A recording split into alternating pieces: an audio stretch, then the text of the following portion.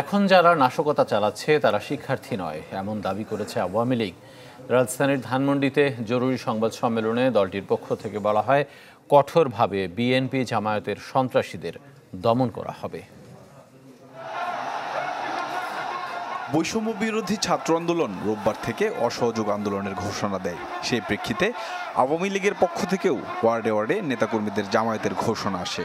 বেলা বাড়ার সাথে সাথে উত্তপ্ত হতে থাকে রাজধানী সহ ঢাকার বাইরের পরিস্থিতি। বিভিন্ন জায়গা থেকে আসতে থাকে সংঘর্ষের খবর। এমন পরিস্থিতিতে ধানমন্ডিতে দলীয় সভাপতির কার্যালয়ে জরুরি সংবাদ সম্মেলন ডাকে আওয়ামী লীগ। দাবি করা হয়, সরকার পতনের দাবি শিক্ষার্থীদের নয়।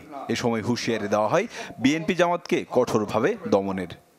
যে যেখানে আছে ঐক্যবদ্ধভাবে দেশ বিরোধী অপশক্তি জামাত বিএনপিকে প্রতিরোধ করতে হবে। শান্তিপূর্ণ উপায় চূড়ান্ত লড়াইয়ের জন্য রাজপথে আসতে হবে, নেমে আসতে হবে। আমাদের শেষ রক্তবিন্দু থাকতে সন্ত্রাস ও নৈরাজ্য সৃষ্টিকারীদের আস্ফালন আমরা সহ্য করব না। উদ্ভূত পরিস্থিতিতে সংসদ ভবনে কথা বলেন তথ্য প্রতিমন্ত্রীও।